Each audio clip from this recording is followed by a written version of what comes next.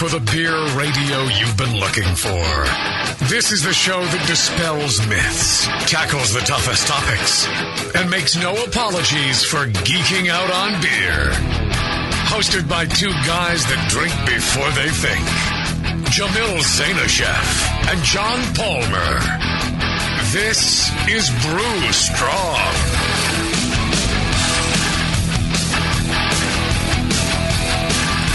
Hey, howdy, hey, my brewing brothers and sisters. We're here with Brew Strong, my good buddy John Good day, everybody. Palmer. Good day, mate. Glad to be back. And we got Tasty McDole in the studio, right? Hey, we're talking crew. about dry hopping. Not dry humping, dry hopping. I've done both.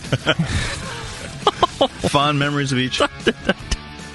See, now you guys, I don't know if I've contaminated you or what's happened. We're just following your lead. It's your fault, yes. Exactly. Clearly my fault, but, you know, what... Gosh. I think it's the Shat-tastic.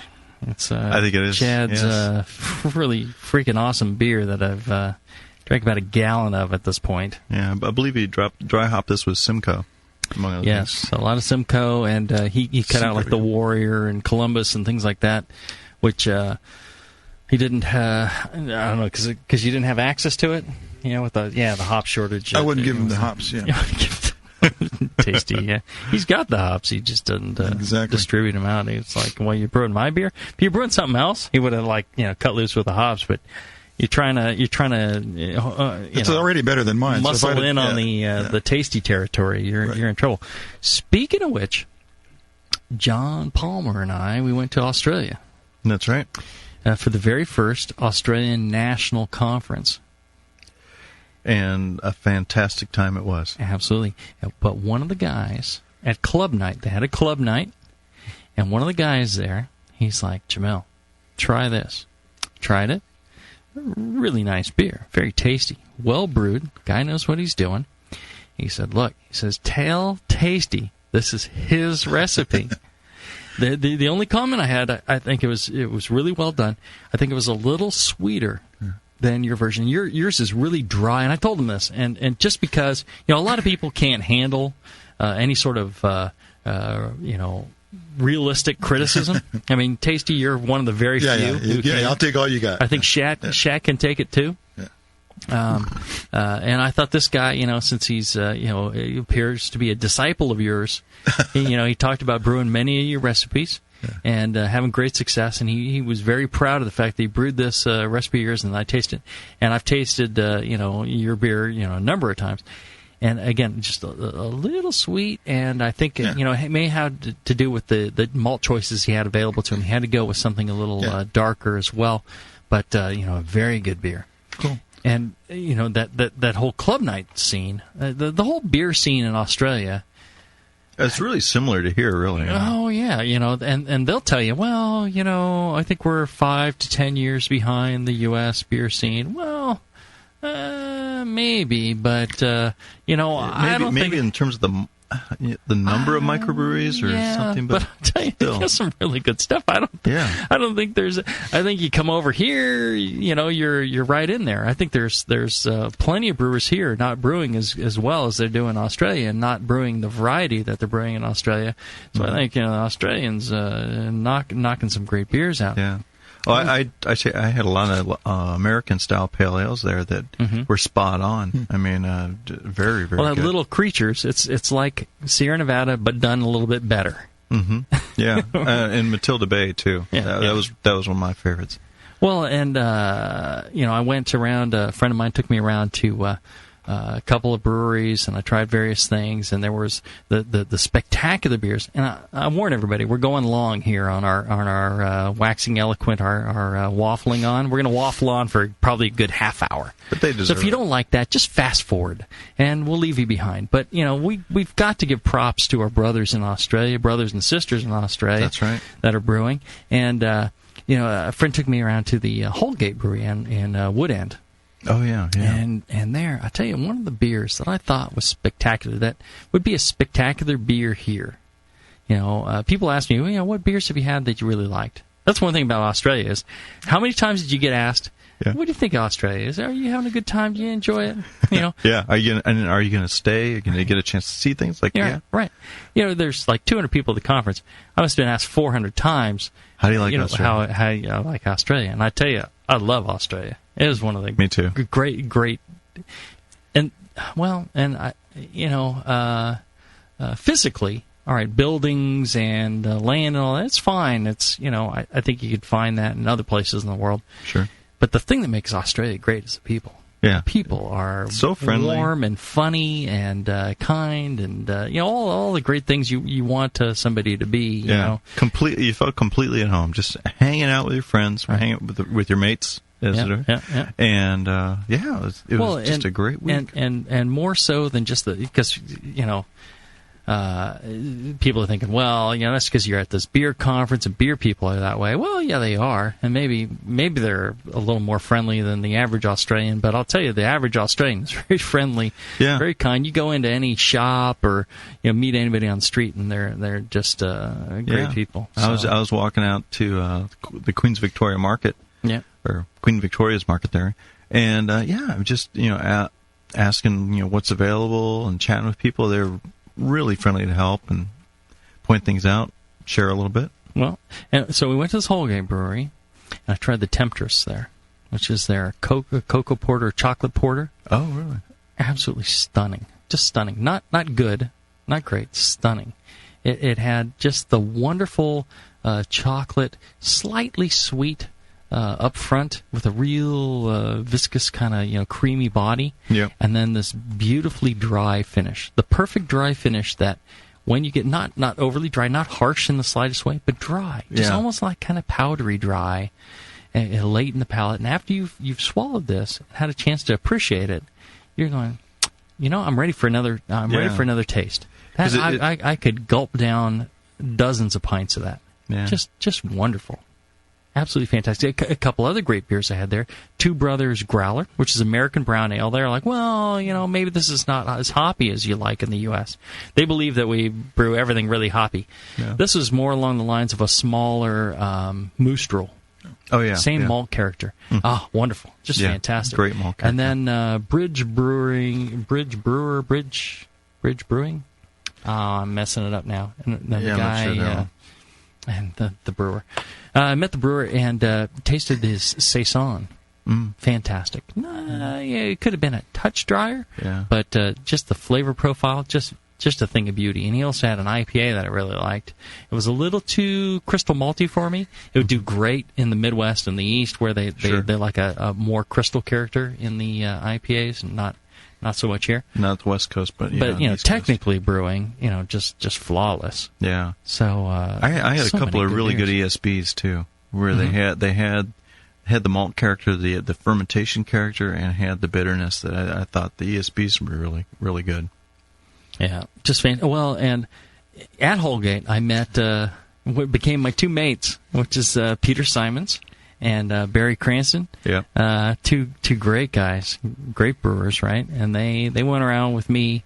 I hung out with them. Had dinner with them? Endless number of hours. Yeah, we all went out to dinner at that Empress of India. Yeah.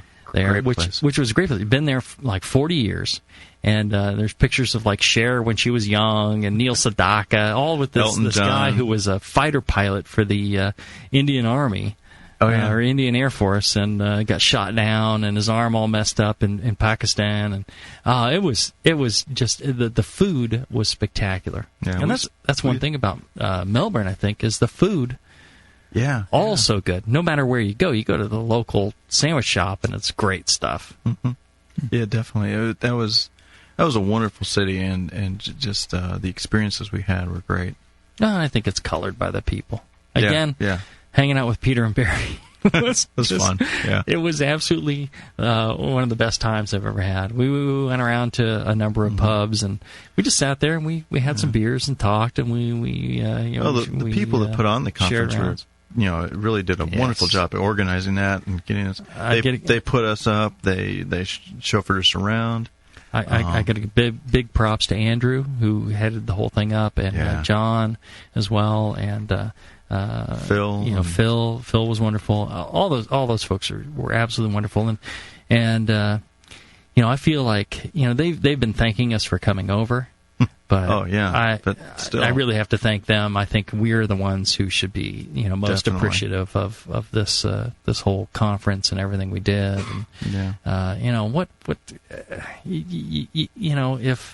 if everyone in their life could experience this just once, I mean, we love going to NHC every year here in the States, and I know everybody at the ANHC had a great time, and I hope they do it again next year. Right, and because I mean, I think the people there, brewers are special. I mean, this is a great time. Meet other brewers, talk brewing, and to find so many mates that think the way you do and they're interested in the same things you are. It's always fun. How many people attended? Did you guys say that? About 200. Really? Which is first really, one. Yeah. Better than Texas was a few years ago at the American version. Yeah, I mean, considering they have 10-15% of the population of the United States. Right. Well, and I'll say this: not even 10%. More like 7%. Right. Yeah. More like 300. They're 21 million. Oh, okay. Hard to say this, but I think I had a better time at the Australian conference than I at the U.S. conference. The food was by far better. The food was incredible. Yeah, there really was. I mean, we had 2 beer pairing dinners, and the first beer pairing dinner was all the beers were brewed by attendees of the conference. I mean, Ron and Tony. And the winners of the national competition, like the Brewing Machine Award, those guys. Yeah. Just stunning. Yeah, stunning beers and stunning food. I mean, we were at the Angliss Institute there, and there, the students and the chef put together a wonderful dinner, and then the big banquet at the next day, where they announced all the competition awards. Right? Yeah, again, wonderful food and wonderful beer pairings too. Not as good as the night before. Not quite, but I'll tell you, it beat anything I've had at any NHC. Well, yeah. Well, and though the exception to this, I believe, is coming up June 2009. We're going San Francisco. We're going to have our own beer chef, Mr. Paxton. That's right. Really, pull out the stops, and he's going to, really set the we're bar biased because Sean's a good friend of ours. Well, and he's really good at what he does. Yeah, he is, really is. And he's a creative genius, so that's going to be great. Yeah. But so I hope everybody makes it out for the NHC there. And again, I wanted to go through a couple of things at Club Night, and that's the thing I actually was anticipating the best beer at. Everybody talked about the local pubs, but I think maybe there's I don't know. I think people may still be kind of oppressed by the perception that a commercial brewer can do it better than, in that case, an amateur brewer, or we call home brewer. People here get offended when you call them amateur brewers. Over there, they get offended when you call them home brewers. So it's kind of an odd thing. But some of the best beers I had were there at that club night. There were some clubs that I tasted at least one beer from every club. Some of the clubs I tasted everything they had because they were generally very, very, very good stuff that you would rate in the 40s and above on a score sheet. Definitely. But there were 2 guys that really stood out to me. One was and I'm so bad with names, I'd recognize him in a crowd. But one was Michael. I thought his last name was Messner, or I don't know. I'm first name based with everybody there. Actually, probably one of the best looking blokes in Australia. That's one of the things. Now, here's the thing on Australia. I tell you, I love Australia. I'll tell you, the women are really good looking, but the blokes, they're just about as ugly as you can find anywhere in the world. They're rugged. Yeah, rugged. That's a very kind description. So a lot of you dudes are very ugly. There's a couple of dudes that are better looking, but a lot of you guys in Australia, pretty ugly looking, like myself. But so maybe that's why we get along well. There, yeah. One of the things is they're brewing some great beer. So this guy, Michael, he had this pale ale. I thought it was the best thing I had at Club Night.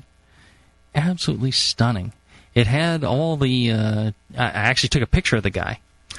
because the beer was so good. Yeah.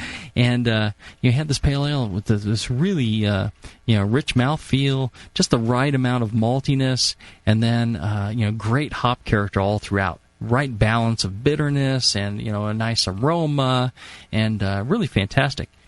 And it was really neck and neck with this other guy. I think his name was Craig Weber. And he had an IPA, I think along the lines, kind of like almost like a double IPA or Pliny clone almost, made with Galaxy hops. Oh yeah. And Galaxy, I think, is I think it was Galaxy. It's Yep. To me, it had that same oniony kind of celery oniony kind of character that I get in Simcoe. Mm-hmm. So I told him, I said, hey, you see a recipe that says Simcoe, just throw in your Galaxy hops, and you're right in there. And that was fantastic, too. Really well balanced, just beautifully brewed. The guy really knows how to brew.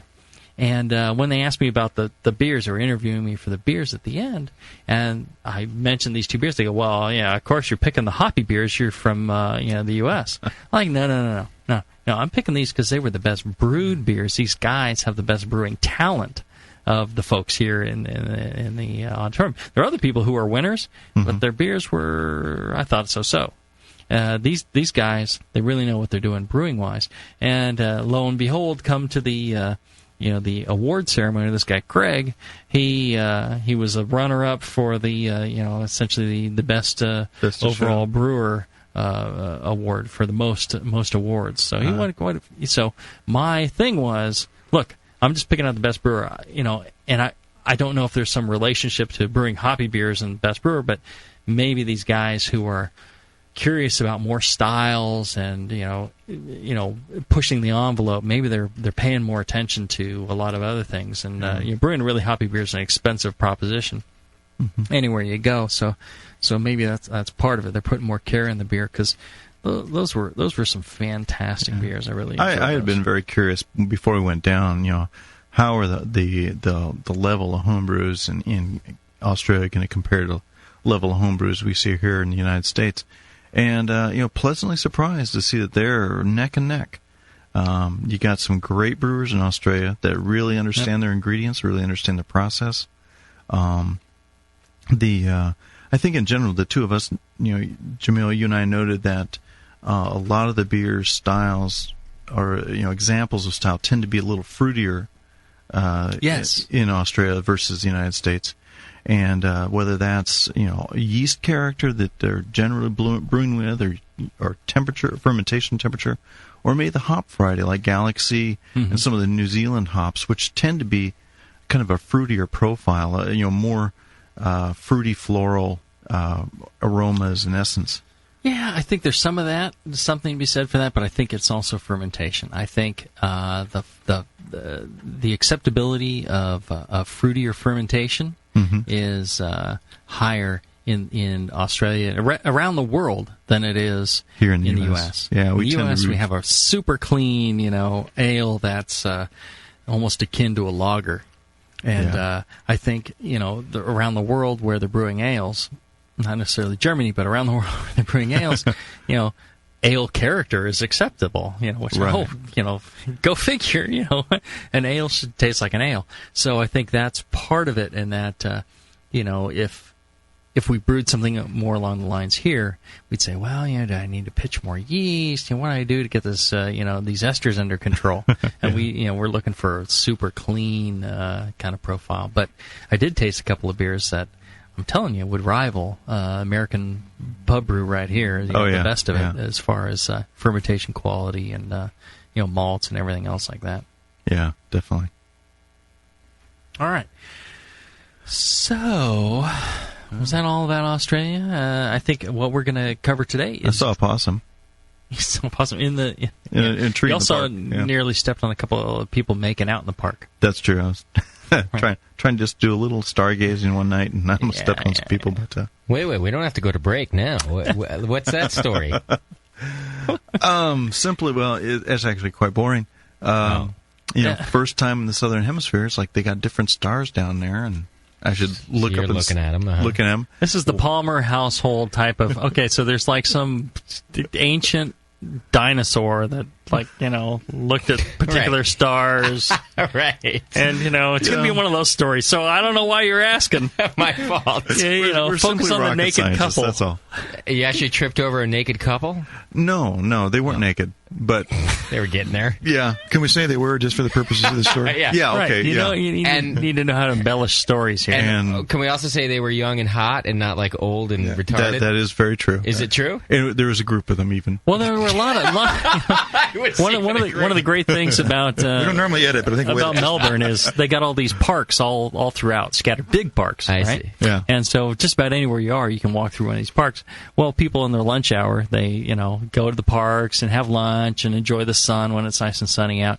And a lot of the women, they don't go topless, but they start stripping down and go to the bras and stuff like that. And here in America, that would be a big deal. So I took notice of it, and just from a social. I stared. The drool would come out of the bra. Stop and ask for directions or something. Right. Yeah, exactly. But so it's they make a big deal of. Enjoying the parks and stuff when the sun comes out. It's a nice thing. It's something I think we could do here instead of I'll spend my lunch hour typing on my computer, which is essentially what I do, and why I look so pale and pasty all the time. I'd rather see you in your bra in the park. It's a good country. It'd be healthier for you. That's what I did in Melbourne. Okay. Had a little time to myself. And after the break. Yeah. Yeah, after the break, I'll talk about me in the park and the people I met and how I enjoyed myself. Yeah, after the break, we're going to get into dry hopping with our good buddy Tasty McDole.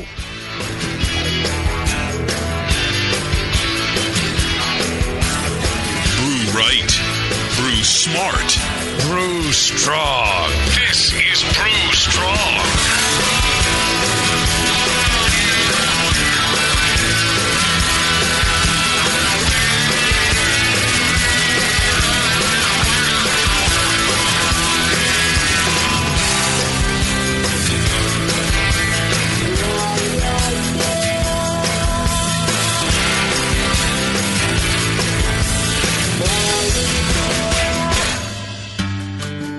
Williams Brewing is your online resource for prompt delivery of quality home brewing supplies. Since 1979, Williams Brewing has offered the finest equipment and freshest ingredients and the best customer service in the business. Cut hours off your brewing sessions by using one of their 11 varieties of famous Williams malt extract. Their Williams German Pils is mashed with pure German Moravian 2-row barley malt for a light blonde color and malty crispness you just can't get from other extracts. Or check out their unique fermenters, draft beer equipment, bottling aids, and more.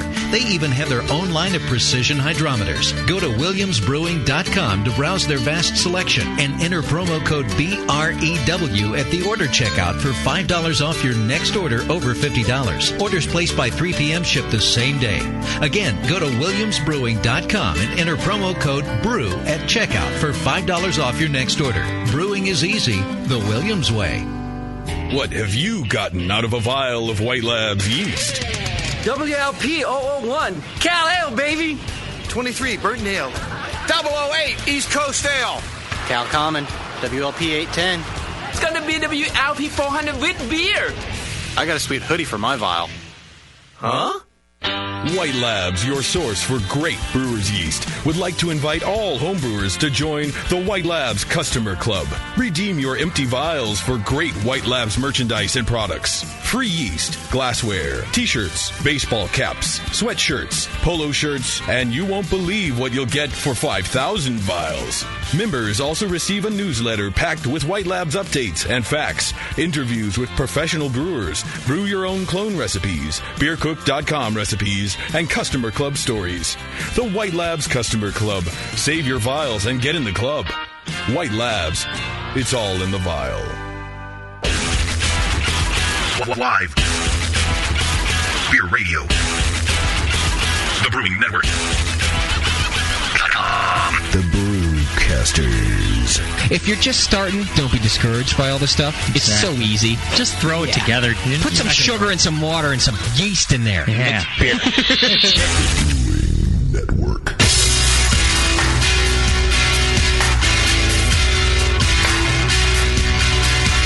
like the Lance Armstrong of the beer world. Except for that nut thing. This is Brew Strong. All right, we're back. We're talking dry hopping is our topic for the day. I know we waxed eloquent about Australia and our good mates down there, but now we got to get down to business because all the people who whinge about us going off topic. Yeah. Dry hopping. And all right, so we got our good buddy Tasty McDole here. And does anybody have and Tasty makes some of the great dry hop beers, and he's actually talked to a lot of people about special techniques for dry hopping that are done in the commercial arena, things like that. Let's start off, like I like to start, with a definition of dry hopping. What's dry hopping? Anybody want to tackle that? Oh, well, okay. Dry hopping is when you add either whole leaf hops or pellets to the fermenter, and generally you add them to the fermenter after primary fermentation is completed or nearly complete. And doing so, you're adding, you're not boiling off volatile oils that contribute a lot of the aroma to the beer. You're also getting some flavor. You get raw alpha acids, that is unisomerized alpha acids, contributing to flavor of the beer. And so by dry hopping, you get a unique aroma and some flavors that you don't get from any other hopping process, whether it's a hop back or late hop additions in the boil. Well, that's an interesting point. Mike emailed me and he said, "Jamil, I've been meaning to get your opinion on dry hopping. First, do you in the general styles that require strong hop flavor? Do you dry hop in the ones that require strong hop flavor? If so, what's your procedure? Leave for pellets, bags or not, primary or secondary, keg, leave it in the keg, remove after done, how long and how much?" It's a complex question. It is. I responded with a 3-word answer. Look it up. No. Wait for the show. I said, it isn't necessarily the strong flavor or, that you get from dry hopping. If you're looking for hop flavor, it isn't necessarily that you're looking for dry hop flavor. Dry hop flavor is different than late hop additions or earlier hop additions. There's or even hop back additions. They're all completely different. And with the dry hop, you're going to get you're after more of a fresh, raw hop, cones in your hand kind of aromas. I think a big part of that is kind of a grassy, kind of leafy, grassy type of character.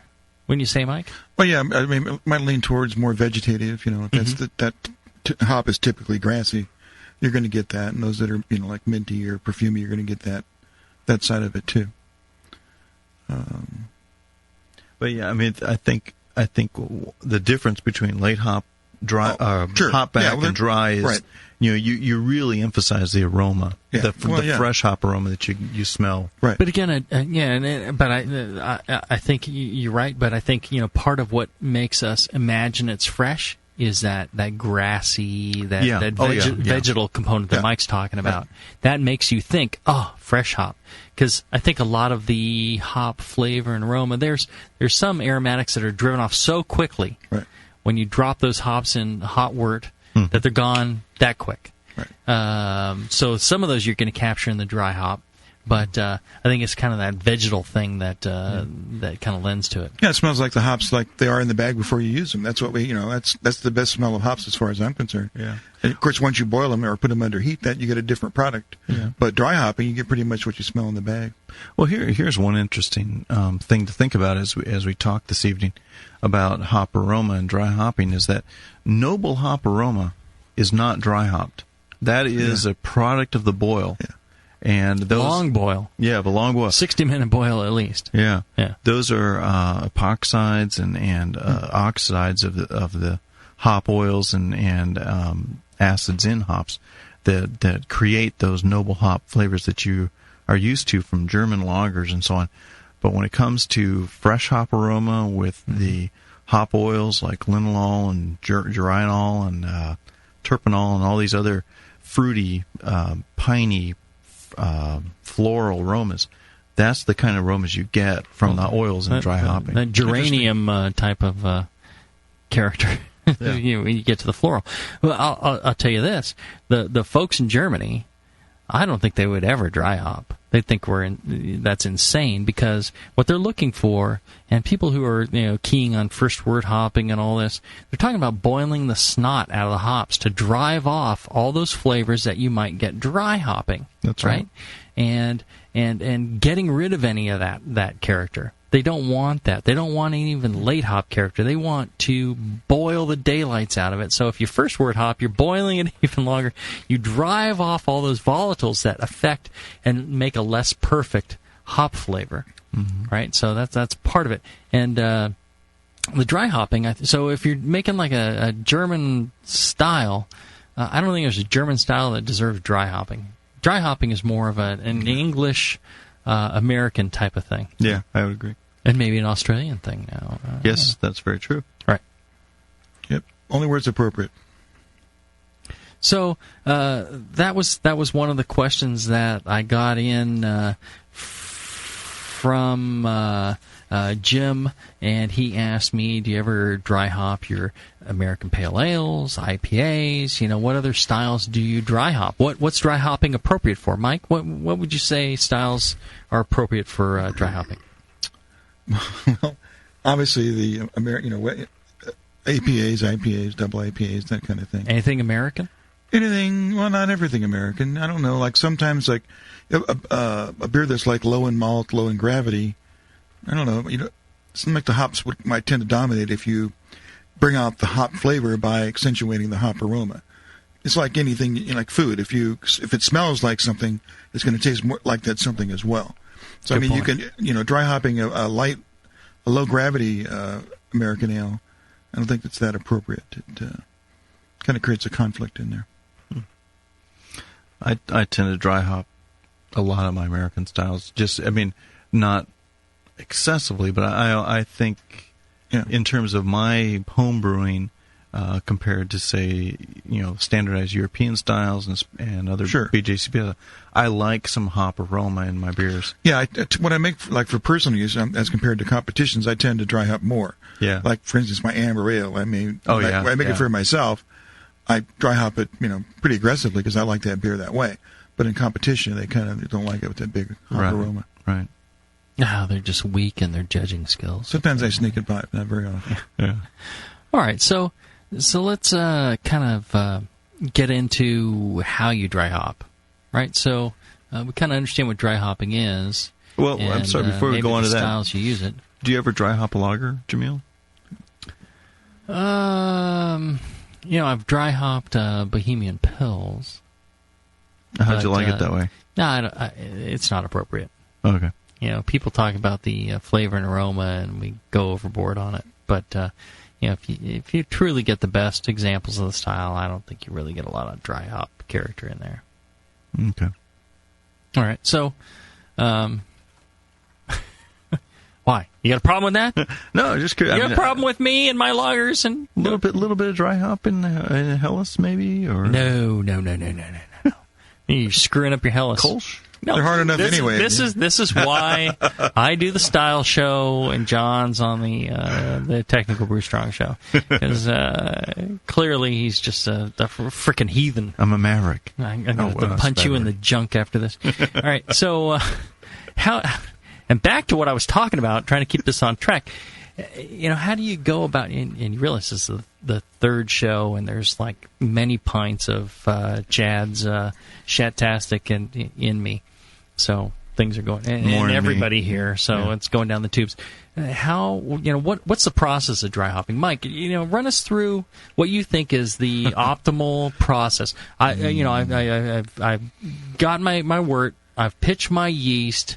What do I do? Do I just throw the hops in at that point, or walk me through the process that you would do? I'll tell you what I would do, because I really don't know optimal. But what I do is I wait till the ferments. It's in the secondary. I would say that the ferment's about 85 to 90% complete. That is, it's still bubbling. There's still fermentation going on. There's still krausen on top of this ale, and so then I dry hop in a hop sack, so I sterilize a hop sack, put ample dry hop in there, which I tend to want to do. Do you use pellets or whole? Pellets. I tried whole, don't like whole too much. They're hard to sink, which is a big thing. And I'm not a big fan of having hops half in the wort, half out of it. And they really don't stay that fresh for very long. Yeah. Pellets stay fresh for long. Yeah, they have much more pop to them. You might have to use a little bit more because of the pellets, but you just adjust your recipe to get the amount of aroma you're looking for. Anyway, about 90% complete in the fermentation. I drop the hops in. I use weights to get it to go, gently to the bottom. I don't want it to go down there and make a big clank or anything. I just want it barely to sink. So I got that figured out by just weighing the weights against the weight of the hops. What are you using for weights? Extra stainless steel fittings and stuff. Couplers and not lead tire weights, huh? No, lead. So I give it up on lead. You could get yourself some stainless nuts at the hardware store. Does work, sure. Yeah, nuts or marbles. Put your nuts in there or your marbles in there. Yeah. Anything easy to sanitize. That's you really don't want to use copper or brass because post fermentation, acidity. The copper can catalyze oxidation reactions. So before fermentation, no problem. After fermentation, you want to avoid copper. All right. So you weight that down. You were saying an equal amount. Of weight material, stainless or fittings or nuts, equal to the amount of hops you're trying to sink. Generally, just to make sure that's a pretty close approximation. Yeah, I don't want it to be like slammed into the yeast thing in the bottom, crack in the bottom of the carboy. The carboy. Well, of course, I'm using plastic buckets. Well, I'm using a conical. Oh, you're using conical. Carboys are a little tough. I mean, getting hops into the neck of that carboy are pretty tough. And getting them out as well. I'm not quite sure what to do about it. You wouldn't want to use a hop sack, obviously. Or you'd have to be I guess they make some of these what are disposable or something. They're sort of long where you could actually get it through the neck of a carboy. I don't know. Yeah, I go just loose hops. I just throw the pellets in. I'm going to start going that way next year. And this is basically, to me, the end of last year in terms of the brewing cycle. And this is the beginning of the next year starting, I guess, in December for me. I'm going to start going just loose hops, I think. Yeah. Anyway, so I put the hops in when there's still a fair amount of ferment because I feel that there's oxygen included in those hops. Something's in there, and right. I basically take the lid off my conical to put them in there. So there's some air introduced there. So I want to make sure that gets scrubbed out in the ferment. That's a real good point. That's what a lot of the professionals do. Micros like Firestone Walker and so on. Right. They as a standard procedure, they put them in not after primary fermentation, but towards the end of primary fermentation. Yeah, I don't give a crap.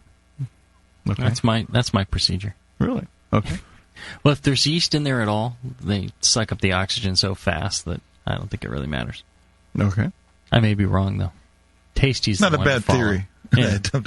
Tasty's the one to follow. Don't follow me. Well, something about putting them in, when there's quite a bit of fermentation is, the yeast are going to consume those hops in some way. I mean, there's obviously the scrubbing part that'll maybe diminish the aroma, but the yeast are consuming this hop flavor, and they're putting something out that might resemble another flavor. So there's more going on. And you talk about transferring to a secondary. Yeah. Right. See, and there you're picking up more oxygen than you will from the hops. That was my theory. Okay. I may be wrong. I don't know anything. I'm just pulling this out of my ass. So, don't listen to me. Steve asked a question along those lines. He said, sorry to bother you, but I wondered, what is your process for dry hopping? I've taken your advice and ditched my secondary. However, I'm doing an IPA, and I began to think that I should be using a secondary, in this case, in order to dry hop. You skip the secondary on most of your brews. Now, how do you dry hop? I just throw the hops into the primary after the bubbling stops. Thanks a ton, Steve. And like I'm saying, you got to transfer. I gave up on secondary, right? But the time that I will is like fruit beers, sour beers, and dry hopping.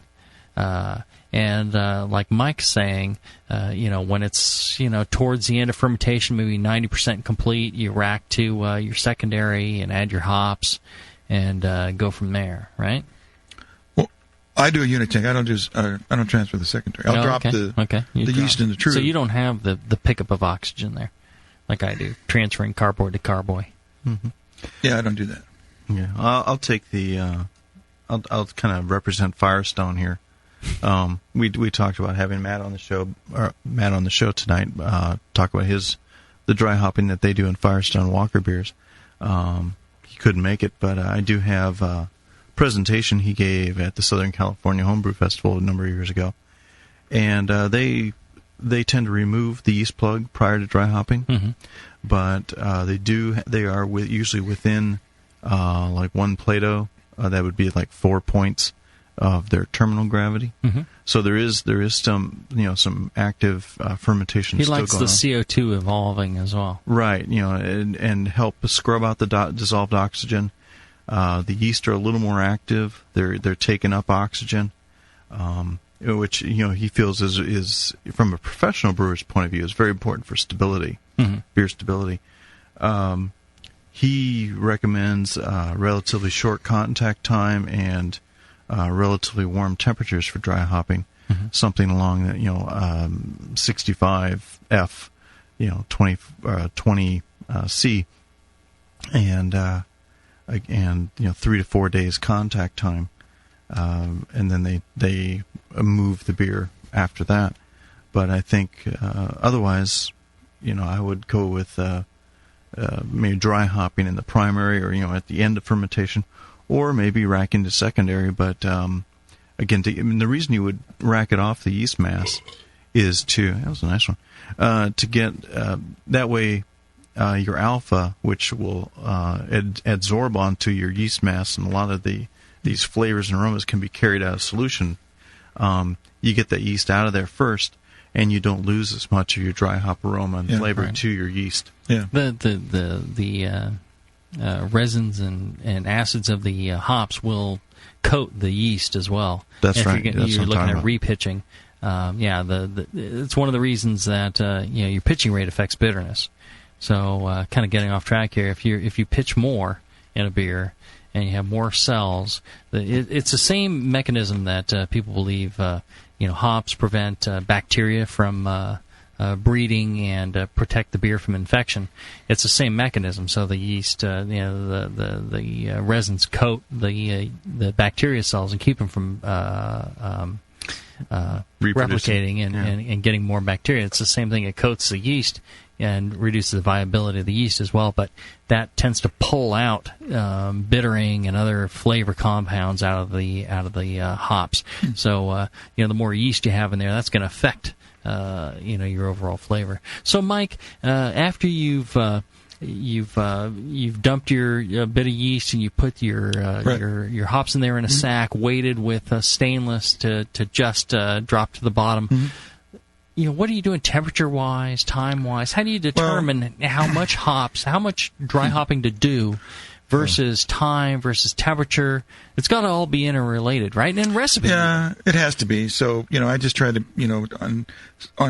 by style, I try to be consistent with the way I do ferment. So, at that point, if that being held constant, then it's just a recipe issue as to what, if I want more hop aroma or less hop aroma. I'll know that the last 2 days I raised the temperature up to 72 because that's just what I do. It's just the way I do the ferment. So basically, I'll start my ferment at ale 68F. That time I'm done, I'm at 72, 73. That means that the last when it's on the dry hop, the latest, it's at the higher temperature. All right, our listeners want specifics. So APA, ballpark. Average APA recipe. How much would I dry hop that? Am I at an ounce? 2 ounces? No. About 10 ounces? I think about 4 ounces for a 10-gallon batch. I'm sorry, a minimum of 2 for a 5-gallon batch. Definitely for an APA. And how long does that stay in contact? Well, I generally do a week. Yeah. A week? On bigger beers, I might go a little bit longer. I'll cut the dry hop in half and do it twice. Like I'm doing a double IPA, and basically it's got an 18, 19-day ferment time instead of your standard 14. So I'm going to split that in half and do them like 5 days apart. Ah, interesting. And then after the primary, which is I've dropped most of the dead yeast out of the bottom, then I'll roust the fermenter every 2 days. I'll blow CO2 through the bottom port, just get the yeast and that hop sack, back up in suspension. You want your sack dangling. I want my sack in the air, roaming free. Right. Yes. Right. You don't want it all clumped down. No. Everybody wants their sack out there. Your sack swinging throughout. Yeah, free swinging. Here you go. If I could if I could jump in just to ask the obvious question, too. I mean, one of the big questions about dry hopping, right, is length of time, like contact time. And not just questions, but it's the one with the most answers to the question, too, right? So you're saying... It's only one answer. You think so? Yeah. So is it 7 days, like Tasty's saying, or is it 14 days? What's the one answer? Taste. Just taste. Taste, yeah. Like if I... Take a sample and taste it. Okay. Because that's what I've gotten, I think, over the course of the Brewing Network, so many varied answers about is how long it stays that way. If you could catch what I'm saying, the main thing I'm saying here is just be consistent, and then it's just a recipe issue. That is, if you're getting too much of this or too much of that, don't worry. Just go and adjust the recipe before you make the beer. Mm-hmm. Yeah, that's a good point. That is, if my double IPA, half the dry hop's in there 14 days, or I'm sorry, say 10 days, and half is only in there 5. Well, when I taste the beer, and I'm thinking, wow, this is really pretty grassy. When I may have to cut back on change my process a little bit, not to do that 10 days with the hops like that. But it's by taste. Yeah. To me, it's kind of hard to say, well, I'm going to take this recipe, I'm going to make this beer, I'm going to make it perfect the first time. No, as soon as you think that that's what what might happen, you're missing the most important part of the process, in that you can make it incrementally better. You just got to be ready to do that and do it. So one of the things is time and how long a time you might leave it and how that affects things, and whether it's grassy or more aromatic or the things we're trying to capture. Right. Let's take a short break, and when we come back, what we're going to do is we're going to get Mike to detail his thoughts on the kind of compounds you get, and John, you'll weigh in from a technical standpoint as to what kind of things you're extracting over a given period of time in dry hopping. We'll be back after this. Carboy cap on. This is Brew Strong. We'll be right back.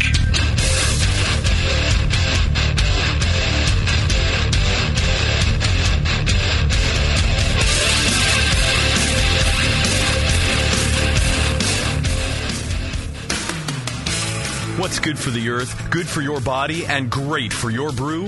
Organic ingredients. This holiday season, the organic ingredient experts, Seven Bridges Co-op in awesome Santa Cruz, California, offers you the gift that keeps on giving to our planet. Sustainable, fair wage ingredients to make the best organic homebrew you've ever had. There's a growing demand for organic products, and your choice to brew with them supports organic farmers worldwide.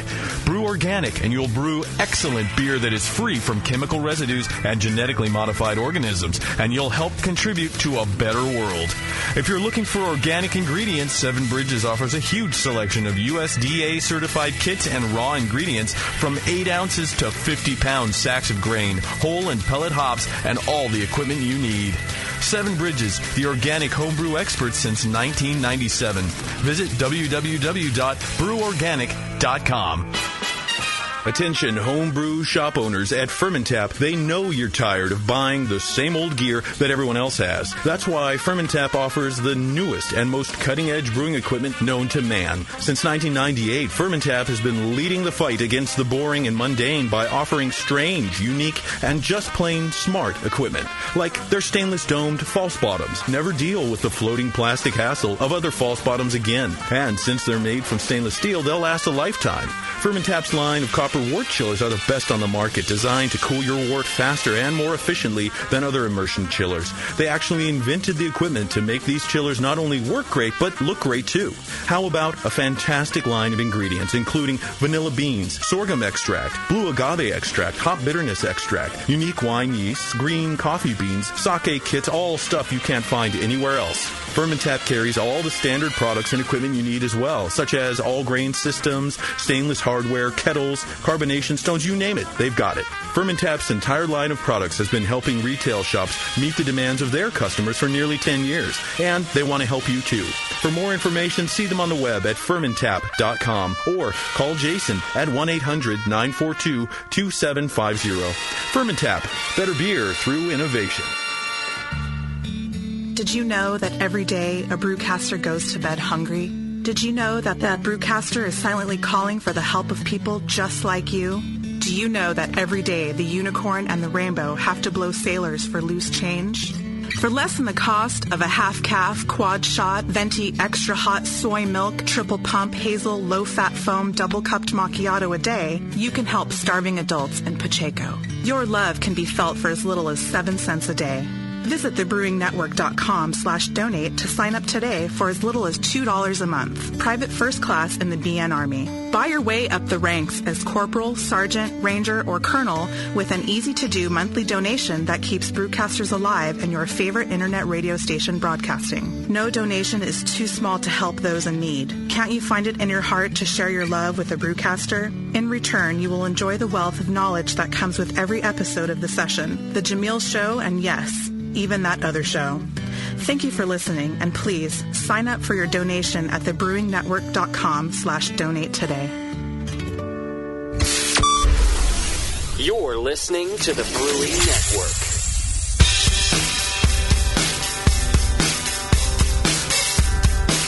Back to your hosts, Jamil Zainasheff and John Palmer.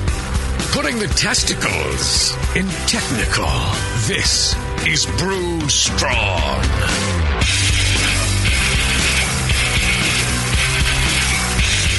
All right, we're back. We're talking dry hopping. And I'm here with my two good friends, John Palmer and Tasty McDole, and a couple other good friends in the studio. Justin and Chad. Biscuit, yeah. There you go. Well, you get a dog to lick you, that special way. It's always great. That's where you put the peanut butter. Put away the peanut butter. Peanut butter. See, I have never done that, and that's the thing. You use malt extract, right? Exactly. The dog's like that. Just no, please. All right. So, what were we talking about? What was the next? What was the next step? Dry. The flavors and the flavors of dry up. So,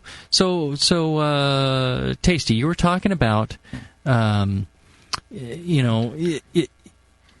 you've got a recipe and it calls for 10 days of dry hopping, like a big beer, like a Pliny, and you're doing 5 and 5. Right.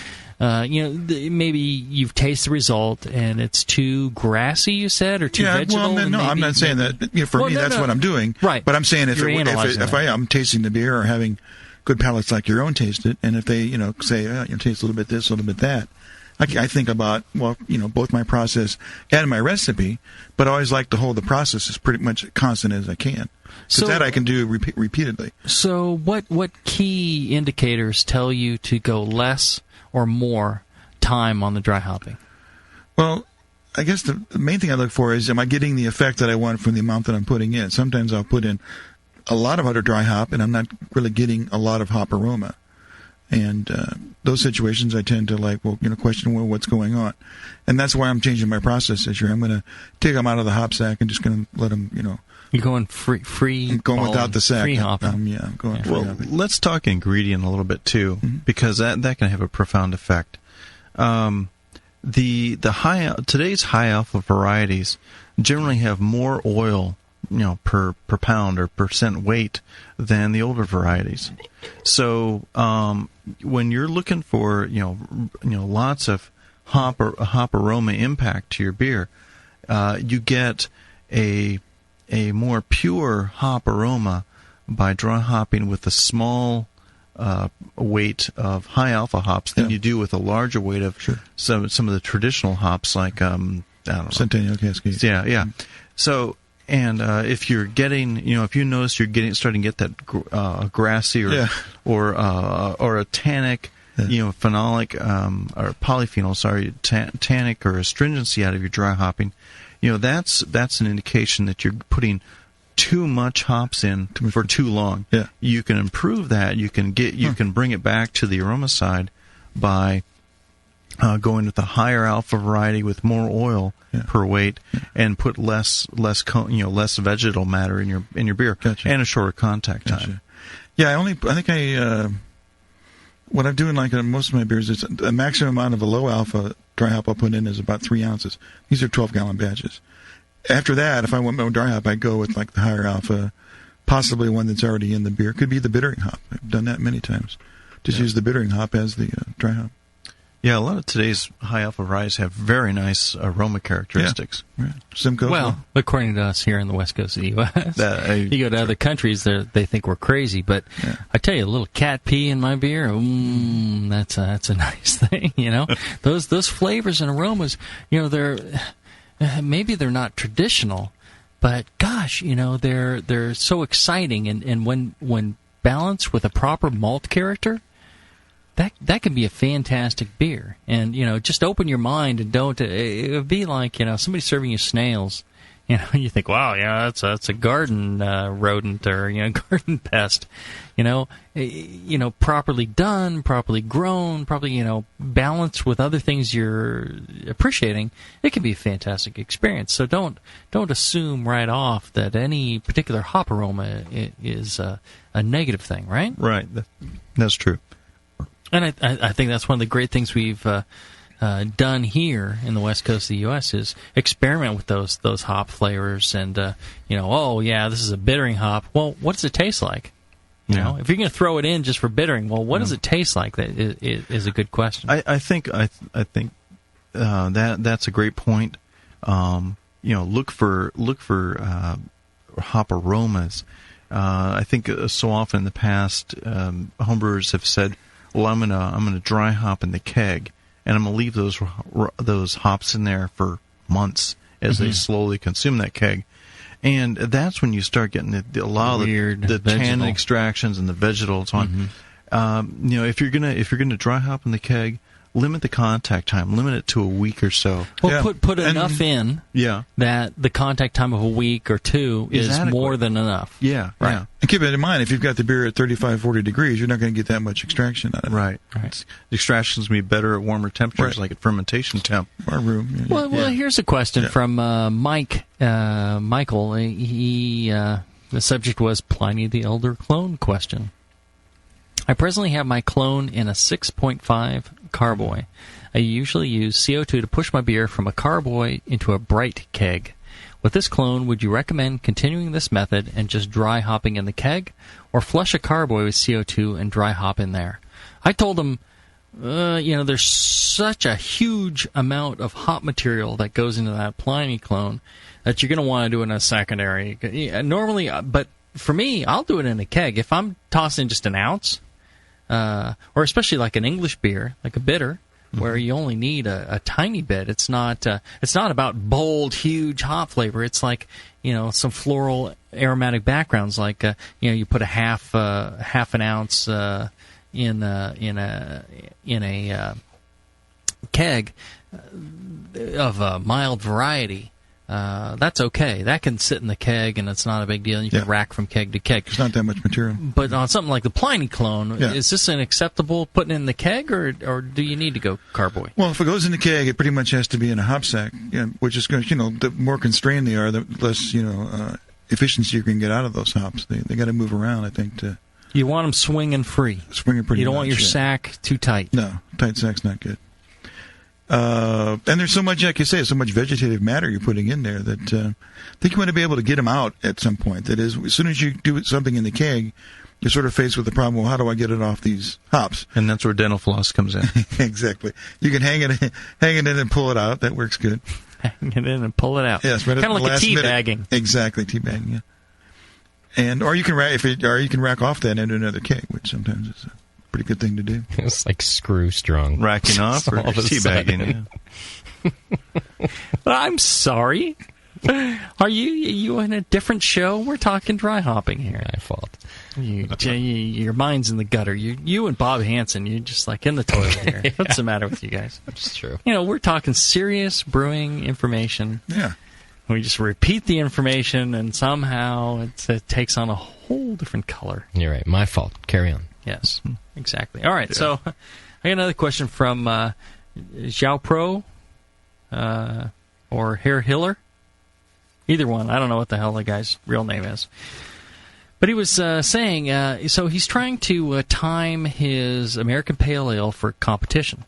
All right. Now, Mike, I know Mike's an expert on this. Mike is a serious expert on timing for competition. You mean I'm anal about it? Okay. Well, you've given a lot of thought. You've done research. I have done a lot thought, of experimentation. And I'm just always doubting that. So you've done experimentation. You've got results. Yeah. I mean, if anybody times for competition, I think it's you. Well, yeah, and you rebrew for the second round. I mean, you know that you want... Some beers need that, yeah. Right. Well, and based on timing, too. He's like, well, do I have time? I got to brew it on this day. He's got it all down to a very specific calendar. It's not that hard. So he says, I have dry hopping with an ounce Amarillo pellet. It's been almost 2 weeks. Put them into a sack, sink to the bottom fermenter. Let's see. I was planning on fermenting primary about 4 weeks. Monday will mark 3 weeks of fermentation and 2 weeks of dry hopping. You think I should just keg now and cold condition so I have no risk of grassy flavors, or should I wait a few more days? This is also an APA. The competition is not until August 16th, and he sent this on July 19th. Do you think 3 weeks to a month in the keg is long enough to kill the hop flavor, or would you say I should be fine? So in other words, he doesn't want the hop flavor to completely drop off in a month. Is he going to be okay, or should he have I wouldn't time my beer by flavor dropping off. I would time my beer by flavor being at its best. If you got too much hop flavor, then you put too much hops in. An APA, I always figure at 6 weeks it's going to be at its best. Mm-hmm. If you require, 3 months for the hop flavor to drop off where it's acceptable, you just made it too hoppy to begin with, unless, you were looking for that effect at the beginning. In APA, you got to keep in mind that style doesn't really call for just a whole lot of hop aroma. Mm-hmm. They really like it if they can smell the malt too, and sometimes the hop aroma gets in the way. They say it's not a very good APA. Right, you don't want to overwhelm that. Michael's beer at Club Night in Australia had a really nice balance. You could still get the toasty, malty kind of background, and the hop character, and they were both very full. And, that's part of what made it a real magical experience for me. Yeah. APA shouldn't be IPAs. It's another style. Right. Exactly. Yeah. Okay. All right. So, again, have we talked about, how you determine how, the quantity of hops versus the 5 gallons? We talked about it a little bit, but, you were saying 2 ounces for 5 gallons, and that's like a starting point? Yeah, I wouldn't even bother if I didn't do that much. 2 ounces. Yeah, an American ale. English, and of course, put an depending ounce on style. Yeah, or Belgian style or something like that, where you want to just a little bit of marriage, with the bittering hops and stuff like that. Mm-hmm, mm-hmm. Yeah, a little bit's fine. But I wouldn't leave lighter beers. I wouldn't leave it on the dry hop for any more than a week. Now, you have a great beer that I really enjoy, which is your American wheat you did with glacier hops. Yeah. And I enjoyed that. Was bold, but not grassy. How did you get that character? Well, I don't know. Is it, a certain amount? Well, like on a wheat beer, I would like, in about 7 days, the beer will be, 80 to 90% fermented. Mm-hmm. And that's when I basically, drop the vast majority of the yeast and, do the dry hop in about a week. It seems to work for me. Right. Because I would think that, all right, let's say we want hop flavor, but no grassiness. Does adding more hops help with that? Or does adding more hops add more vegetal matter and you get more grassiness? More hops, shorter contact time gives you more aroma and less grassiness? Yeah. Or does fewer hops, less vegetal matter going in the beer, a longer time provide less of that vegetal grassiness? I'm of the opinion that more in a shorter time is the way to go. I think I just prefer it because I think you do get the grassiness after more time in there. I think there's one little point to add to that is there's amount and time, but there's also hop mass, hop strength and time. Mm-hmm. So if you use a small amount of high alpha hops, and small at a set time, you're going to get less phenolic, more hop character than you would for the same amount of hops of a lower alpha, and thereby a lower oil content for the same amount of time. Okay, so let's say we're trying to add some hop aroma to a fairly delicate beer, but we want to avoid any sort of grassy vegetal flavors. What you're saying is try and pick from hops that have a higher alpha acid, thus having a higher oil, and you can use a smaller amount, less vegetal matter in your beer, shorter contact time, and you can get that aroma without the vegetal. That's right. Although I do need to contradict myself by pointing out that percent alpha and percent hop oil are not necessarily related, but in general, it's like cloud color and rain. The darker the cloud, the more likely it is to rain. Same thing with alpha and hop oil content. Generally, especially in modern varieties of hop, the higher the alpha, the more oil they have. But the amount of oil in the hop is actually more of a function of time on the vine than it is necessarily alpha. But with the breeding of hop varieties in the last 20 years, oil levels and alpha levels have risen. You've been concurrently. drinking or what? I think so. Yeah, it's the Shatastic. It's very good. So, did I make a concise point there? I don't know. Yeah. Okay. We've all been drinking. All right, so let's take one last break here, and when we come back, we'll wrap up and we'll get into the questions from the chat room.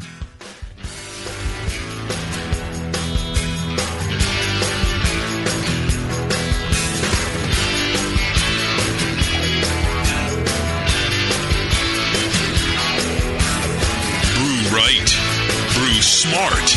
Brew strong. This is Brew Strong.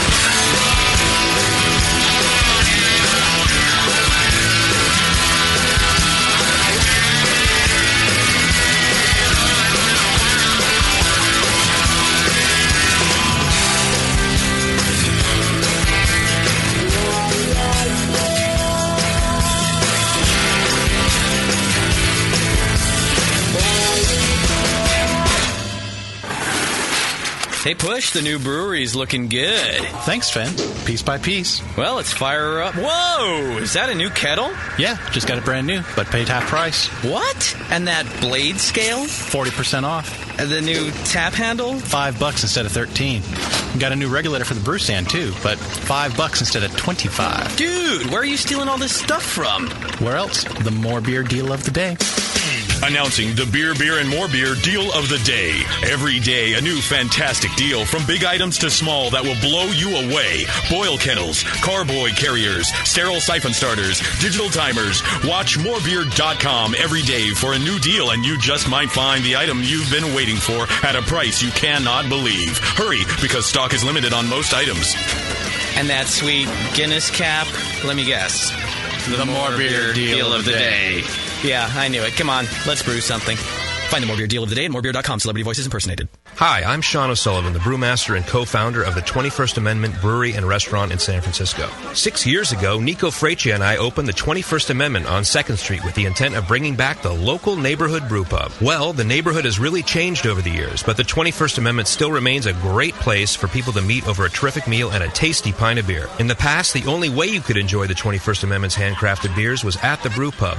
Well, all that has changed. Now, the 21st Amendment beers are available in cans. That's right, cans.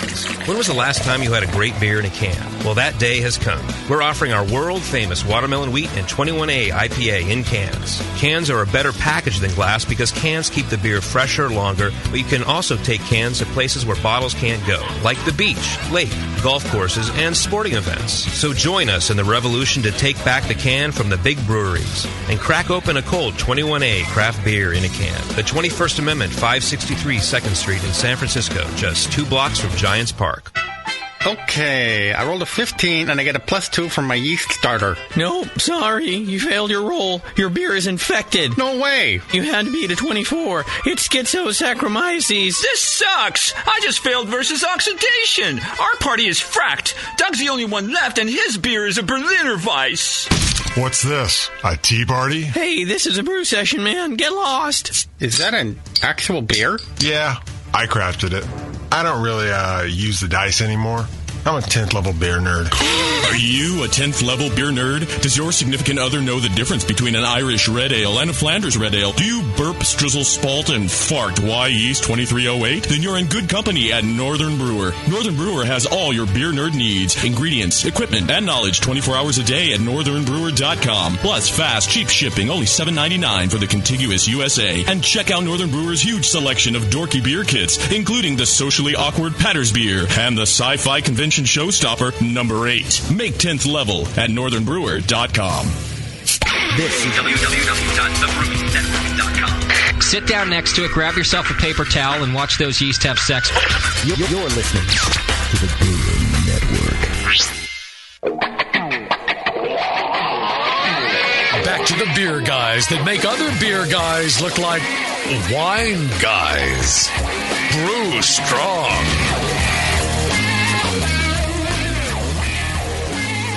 All right, we're back. We're talking dry hopping with Tasty McDole, one of the best brewers I know, and very knowledgeable about dry hopping. He actually goes around, talks to pro brewers and sees what they do, and he experiments with that and tries that in his own environment and sees what replicating that will do for the overall process. So, Mike, before we go too far, all right, so we talked about how you start to dry hop. Can you give us, other thoughts on the process? How do you get such great dry hop flavor and aroma without any of the negative drawbacks? I mean, kind of, fill us in more on your process a little bit. I think that's what people want to hear. All right. Well, I think this thing where I rouse the fermenter every couple of days during secondary fermentation, I think that tends to dry out my beers, first of all, but I think it also keeps the dry hop sort of like rolling over or doesn't get a chance to maybe interact with the yeast as much as it would if it was just sitting in the same place all the time. And so you blow your CO2 in the bottom of the fermenter, yeah. Every couple of days.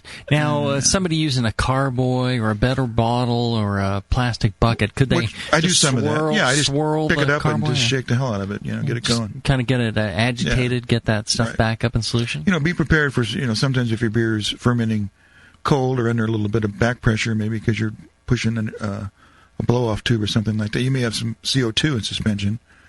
The shaking is not. You got to be do it gently at first to see if you're going to have some sort of eruption of foam or something like that, but gentle, so you avoid the eruption. Yes, you don't want an eruption.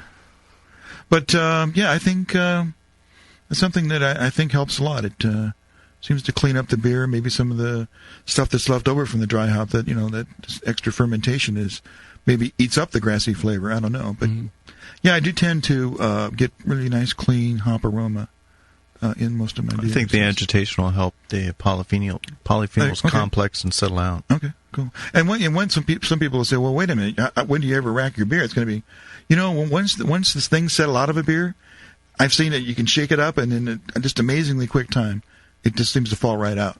What takes like days to fall out, just falls right out in a matter of hours. Kind of interesting. So... All right, so we've added the hops. We were waiting. We waited till the end of 90% of fermentation, and either we rack to a different fermenter or we drop the yeast if we're using a conical. And then we've added this charge of hops, at least 2 ounces for 5 gallons, and weighted with an equivalent amount of stainless to take it to the bottom. Or marbles. Or any balls you got. You take it to the bottom. Now, all right, so we've waited a week, 2 weeks. Do we taste this along the way? I'm a big proponent of tasting, and when it tastes right, that's when it's time to stop. If something's new, if I'm using a new hop or something's a little bit different, where I don't really know if I want to leave, how long am I want to leave this in there? Yeah, I'll taste it, sure. And sometimes I can't taste enough to really know, but if I taste it and it turns out it was like too grassy or in there too long, I'll at least know what it tasted like after 5 days. And I shouldn't have let it go to 7 or something like that. Just gets into part of the cycle. I think that's something that I hear a lot from people in the profession is they always taste the beer anytime they get a chance. I mean, as soon as it I always taste my out of my mash tun. Just taste it right there. I think the thing that stops homebrewers from that is they go, well, I only got 5 gallons, so they they're so protective of every little ounce. Yeah. Where I think they're missing the boat that they could make a better beer if they followed their taste buds and tried it every so often. And if you waste a gallon, what's the big deal if it results of 4 gallons of the best beer you've ever had? Well, you're putting so much time into the process, and unless you're just totally oblivious to what you could be doing else with that time, it's worth the effort to get the best ingredients and the best process. And if you need to use a little bit more to get a little extra beer so you can do something with it, then I think it's worth the trouble. Just buy extra pound of grain and get that extra beer. All right, so we got it towards the end, and then you just rack off to the keg, right? Yeah. One thing I do, a lot of people don't think about this, is when I'm racking out of my 12-gallon, i.e. 10 gallons of beer, I rack out in parallel. That is, I don't rack one keg and then the other, because there's a certain stratification going on in that fermenter. First thing I notice is, well, the beer coming out of it's got the side racking arm. The first beer that comes out is cloudier than what comes down from the later beer, because the top is clear. Well, I'm spreading that around between the two kegs, so I get consistent. Because a lot of that haze is actually hops in suspension, so I'm moving a fair amount of hops out of my secondary into my keg. Because to me, the keg is where I actually get all that stuff out of my beer. First thing I do after I rack into these kegs in parallel is I chill them down to 32 degrees and just let all that stuff fall out. And don't you filter as well? Yeah, generally I wait a week or more, depending on whether I need the beer or not. And then typically I'll filter it. And you don't think filtering strips any sort of dry hop flavor, or? Well, that's just a recipe issue. If it does that, I'll just add more dry hop. Right. Yeah. Have you ever dry hopped after filtering? No, I haven't. Next experiment right there. I could. Well, I got 2 kegs, right? I could not filter one. Oh, there you go. Yeah. That seems like a novel thing to do, but I don't really care, I guess. I don't need to know. I'm going to filter. Well, know. I got a that's 2.5 the worst thing I've ever heard I got you a say. 2.5 gallon keg of beer here today, and then the reason I got it is because I know I can bring it here, and it'll be as clear as the pint I pour at home, because it's been filtered. And it's good. That's true. And I just want to add my 2 cents. Yeah. Well, that's help. I cheat, right? I think that's something we posted on the forum one day. That's how I get an advantage. I filter my beers. Yeah, and I get an advantage, and I cheat because I don't filter my beers. There you go. Yes, right. Exactly. So, well, each his own. Butthole. Well, yeah, exactly. I think the thing is, people figure we have an advantage, and that's why we do well. The opposite things, yes. Yeah, and we do totally opposite things, but people will blame us for both. Right. So clearly there's something else to look at in your brewing process. There's a little bit more going on filtering than that. or not filtering. Yeah, that's a relatively minor thing. Yes, yeah. More important fermentation and all that. That's where it happens in the ferment, yes. Yeah, absolutely. All right. We got a question from the chat room. We do. Lots of questions coming in from the chat. Something that was brought up was dry hop temperature. Somebody had said, I'm certainly not speaking for Vinny Cilurzo, but they had quoted Vinny Cilurzo from Russian River as saying that 50 degrees Fahrenheit was his temperature for dry hopping. I guess what he had said was cold enough to drop Cal Ale yeast, but warm enough to still dissolve hop goodies that are in there. Did you guys have any comments about temperature of dry hopping? I wonder if Vinny's onto something there with the yeast dropping out. Again, the resins and stuff from the yeast coating or from the hops coating the yeast and the yeast pulling it out of suspension may actually have an impact there. Now, personally, the way that I dry hop is if I'm doing something with a lot of dry hops, I'll transfer to another carboy and I'll put in like this massive amount of hops like Pliny the Elder. If I'm just touching something up and putting a small amount of hops in, up to an ounce or two, in 5 gallons, I will transfer the keg first. All the yeast is left behind, transfer to a keg, and then I'll dry hop in the keg, and it'll be in the fridge, which is like 40 degrees. Okay. So the important thing is getting the yeast out of there, and I get plenty of dry hop flavor. I think the alcohol tends to help. It's more the solvent than maybe. Yeah. Right. I think in Vinny's case, I mean, he's again, he's a professional brewer. He's looking at time versus money. Okay. And so he's picking the best combination of factors to get the hop aroma in the beer in terms of time in the process and so on. Because if it's time, maybe you go faster, you go hotter.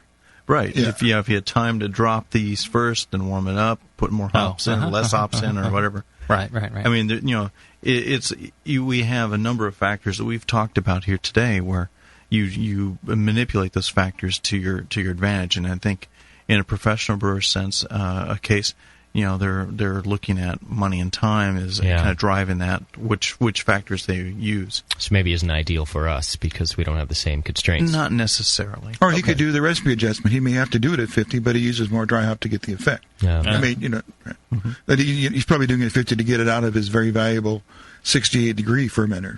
Right. Gets it in it where he's got more Get room. the next beer in. Right. Yeah. Exactly. Okay, and that leads us to the next question, which is, what are we getting different from the hops if we dry hop in the keg as opposed to dry hopping during the end of primary fermentation? Again, I think some of those really delicate aromatics that are driven off by any sort of CO2 evolution through the beer, I think those are lost. I think you have a better chance of capturing them if there's nothing bubbling out. So one of the reasons a sealed keg is useful in that respect. But it may not be critical. It may not be the most important thing either. I think there'd be a difference, but not necessarily a better beer. I agree with that. Okay. Oh, just a comment from somebody, too, that came through from the chat earlier, is the only reason I listen to this crappy-ass show is Tasty. So, Tasty, they're just thanking you for being here. Okay. Thank you. Glad to be here. Can you ban that person from the get rid of that chat? Yeah. Okay. Can this be edited? Gone. Here's a good question. This person found that when oaking with oak chips, and they've sunk them to the bottom, when the staves have sunk to the bottom... Stop. All right, so here's one of the things I learned in Australia. Was the people in Australia told me, they go, somebody asks every show about, would you oak this beer, right? And they're making fun. You don't have to seriously answer that question every time. All right, except that this isn't one of those. All right. But they're saying, look, that's what's happening is people are just, every show, they're going to ask you about oak aging. They're not serious. Gotcha. So, all right, well, it's not an oak aging, it's just a comparison. Okay. But I will now, I will from here forward be looking out for the oak aging question. I didn't even know that, I'm like, would you oak age? Yeah. This is the problem with the honesty of our live show, too, is that if you ask a question, I've pretty much promised everybody that I will try to ask it. Right. So unless it's blatantly obvious that they're fucking with me, it's getting asked. Well, they're doing it because of plissé. I think it's something about oak aging that he said at one time. Well, this really is a good question. It's just a comparison. The person says, noticing that when they oak age and the staves sink to the bottom, when they rack off the staves, that they've tasted it while it was still on there, and they were at the bottom near the dip tube, and they noticed, wow, this is really oaky. It's perfect. They rack off the oak age, that flavor changes. So they're wondering the same thing about sinking the bag of hops to the bottom of a keg. We're doing our taste test. It's sitting down near the dip tube. It tastes perfectly hoppy. Then we rack off of there. Are we going to be disappointed with the hop flavor of the beer? Well, now, see here, this is why I believe not using a sack, not weighting it down, having the hops floating on the top, because I do believe that all those compounds are heavier than the beer, and they do settle to the bottom, and you get more of a flavor throughout. And I think that there are things. It depends if things are lighter than the beer or heavier than the beer, and I think that's part of it. So that's one of the reasons I kind of stopped the whole bag thing. Main reason I stopped the whole bag thing was not having to sanitize a bag. So I'm lazy. I'm totally lazy, but I think that's an interesting observation. And the same thing with the oak and all that. It infuses the local beer, but it's not going to make it up to the top. It's heavier than the beer, so it tends to those compounds. What I've done to get around that, and because I was fully aware of that, he's blowing his fermenter. Well, I've done that. Also, I've taken like a wine thief to get a sample, where I get a pretty much top to bottom sort of sample of the beer.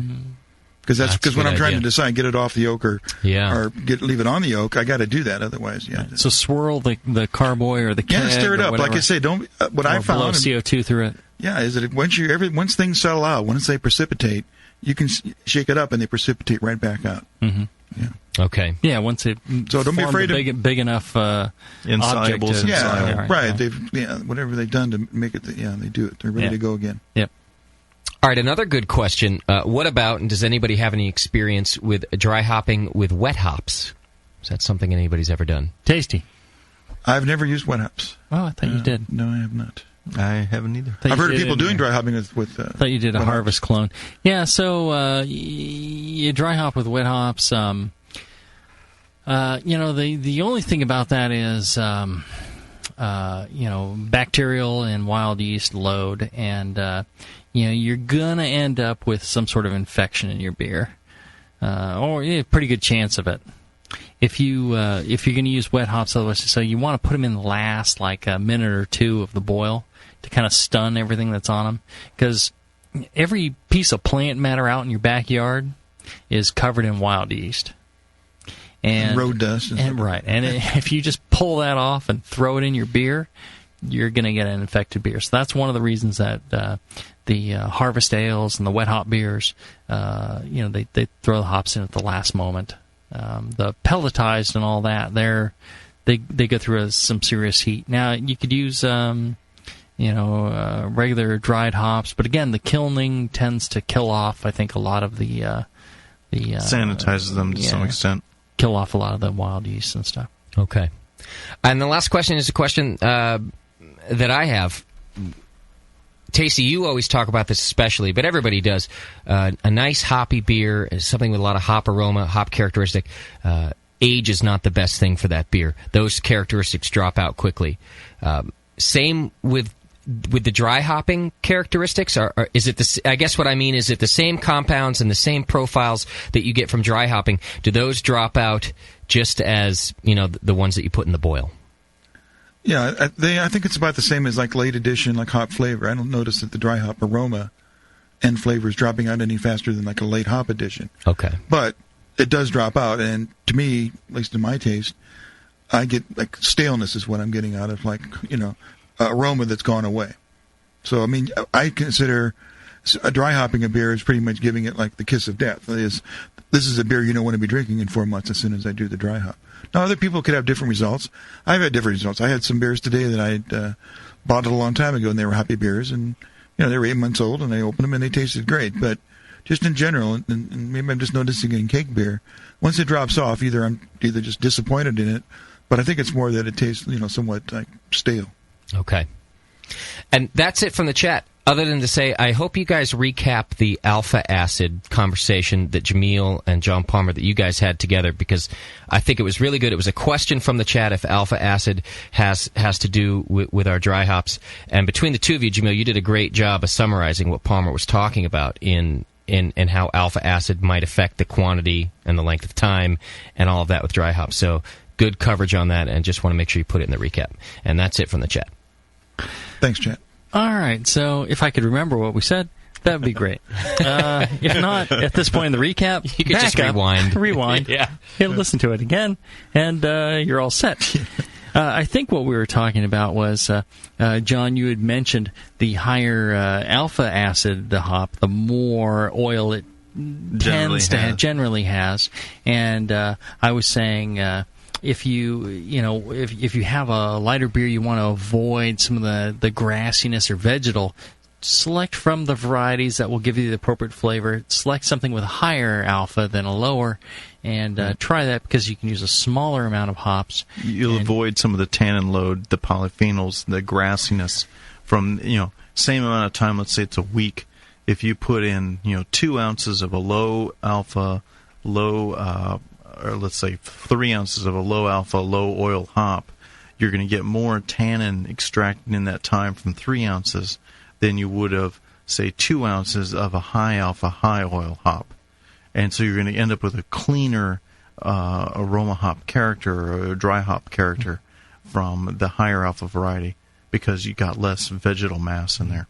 So all things being equal, the less vegetal mass you can put in the beer, the less vegetal flavor you're going to have in the beer. That's right.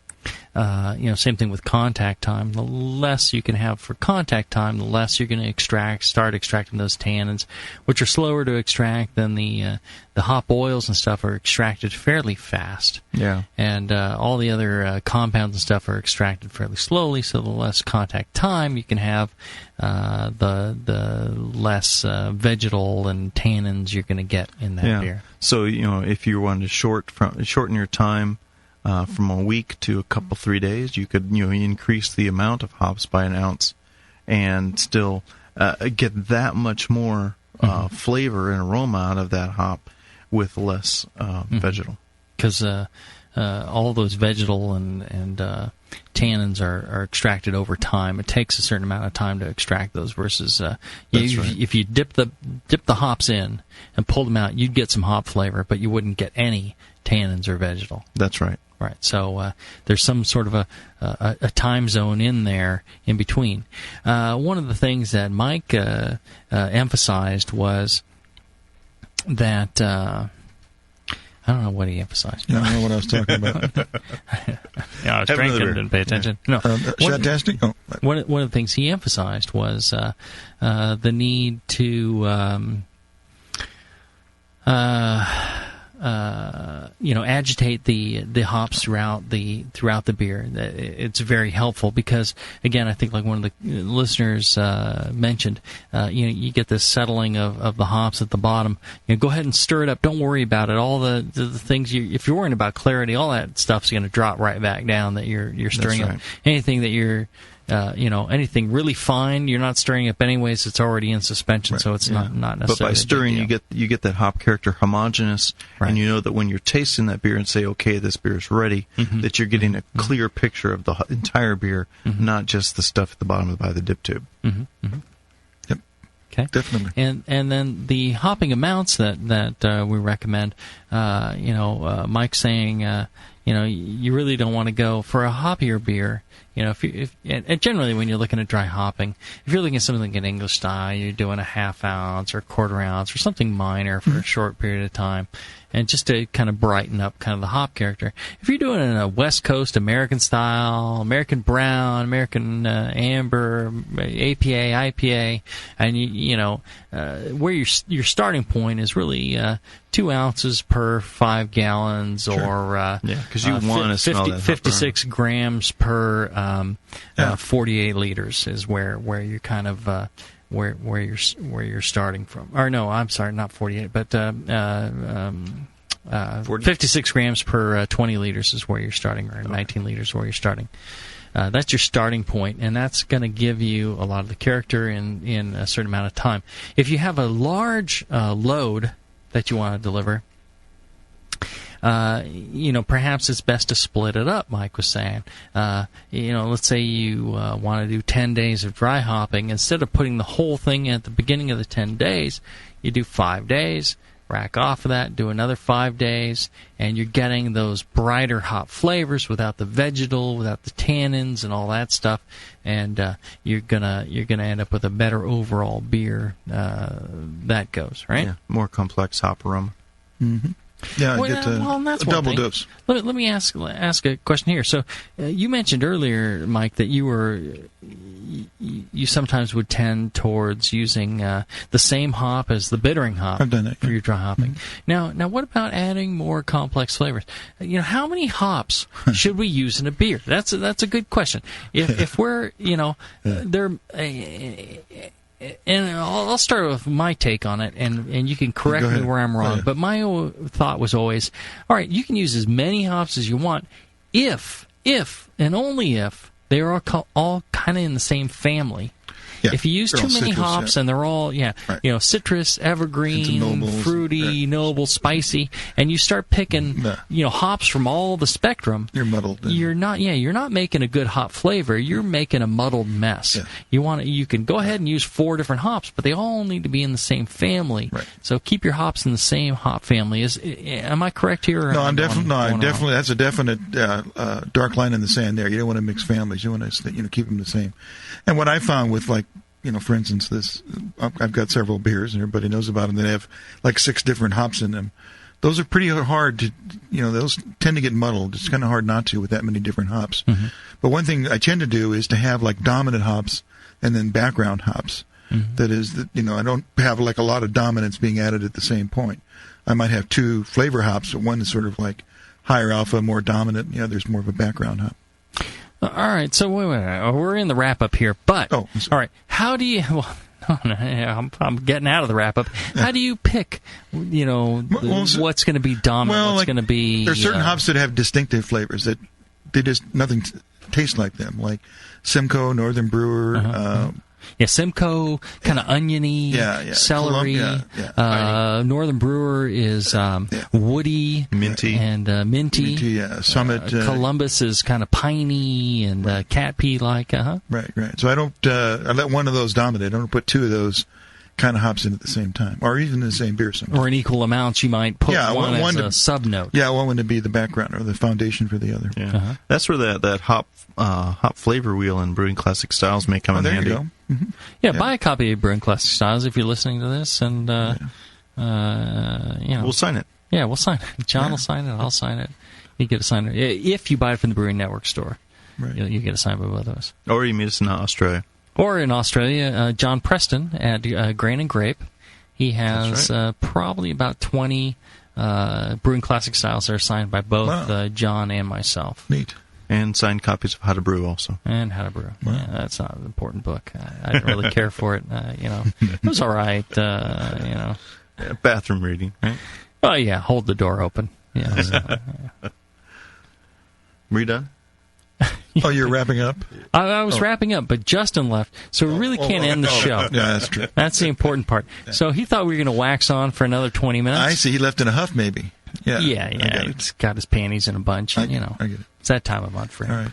All right. But what haven't, you always have great pieces of it. Well, one thing to keep in mind is we talked about 2 ounces and 5. Right. I mean, if you're making a really big bowl of beer, like my double IPA, I put 56 in 19. For a 12-gallon batch, I'm putting 11 ounces in a dry hop.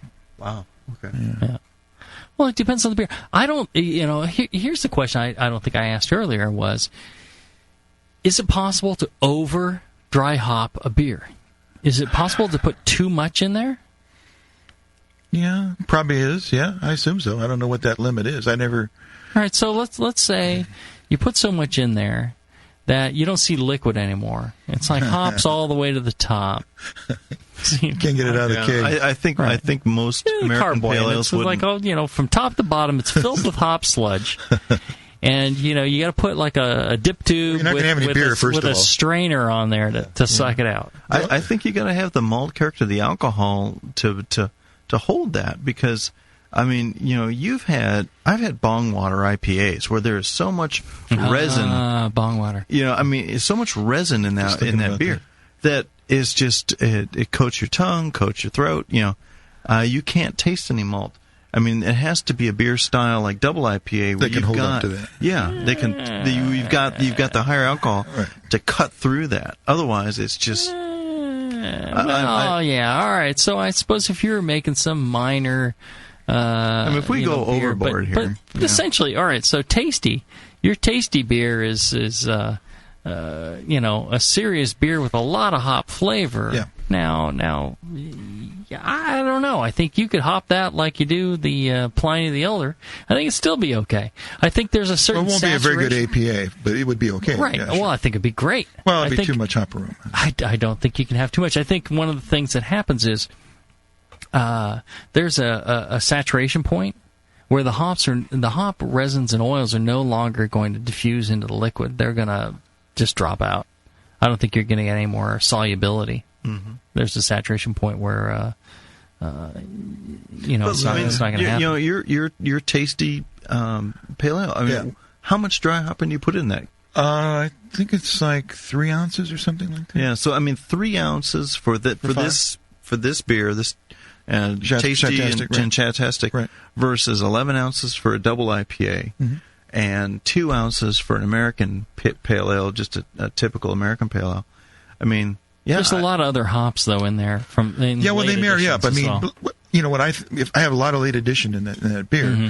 so it doesn't take a whole lot of aroma to like marry those up because they go together. Yeah. I mean, you can have a lot of flavor, just a small amount of aroma or late hop flavor from dry hop, but they match up. That is, one complements the other, brings the other out. Yeah, I mean, dry hopping does put alpha into the beer. Yeah, and you're going to see your IBUs go up, but it's not isomerized. It's not isomerized. It does not add to bitterness, but it adds to flavor. Mm-hmm. You're going to get the resin. You're going to get the resin quality. You're going to get the flavors. You're not going to, and your BUs, your measured BUs, are going to go up, but the bitterness doesn't actually go up. But I think this is one of the reasons why Pliny the Elder works. The malt has taken a backseat, and it's those resins that take the front seat and take the place of the malt in the balance of the beer. Yeah, and I think the higher alcohol content helps support those. Right, but I think, the bittering that's in there, I think, because there's very little malt, and I don't think, necessarily the alcohol, because you can take 200 proof grain alcohol, right? Add it to a beer. Does it do anything for it? No. Right? It doesn't affect head retention. It doesn't do anything to the beer. It thins it out. That's all it does. Right. If you...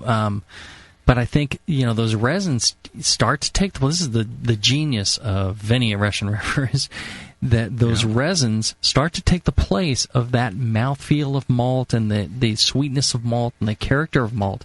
And you get this kind of balance in what we would all say is totally unbalanced beer. When you go to drink a pint of it, it's balanced. And it's like, well, how is it balanced? It's not... It's completely cattywampus for what we think is of balance, and this whole mindset that you need to balance bitterness with malt and that whole thing.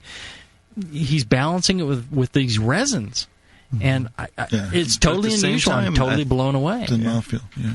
I think the alcohol has a lot to do with it because you've got a solvent that is helping to lighten that resin load. Vinny's Pliny the Elder is only like a 1070 something starting gravity. It's like 7%.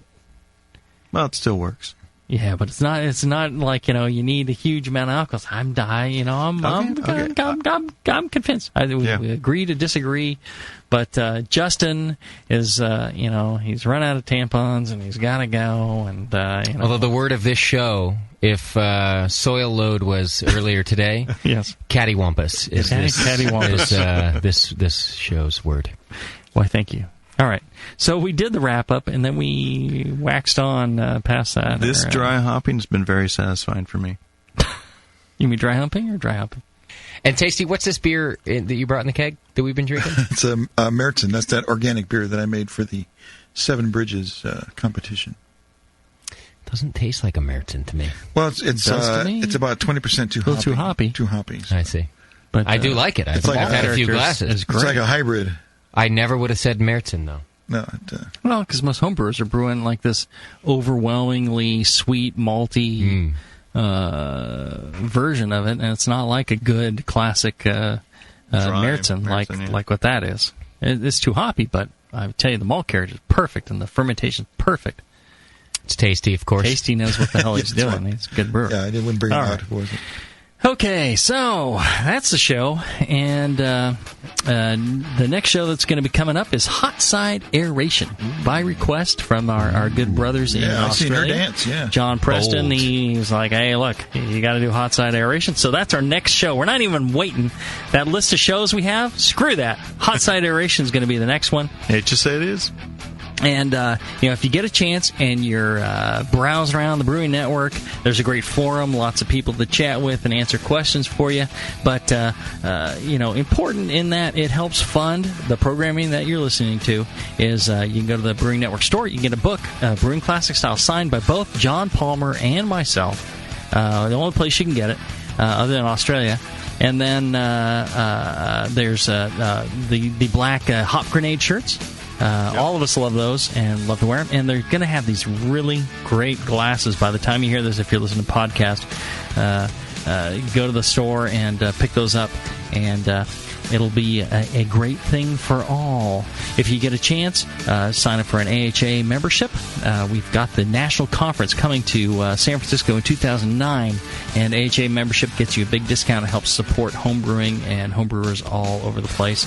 And John and I both write for BYO, Brew Your Own Magazine. Check it out. You can get a subscription again on the Brewing Network site.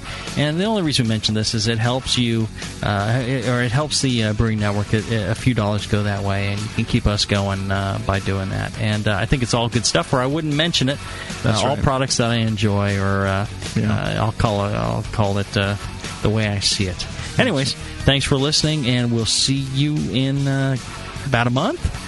Brew strong, everybody. Brew strong. I love this hobby.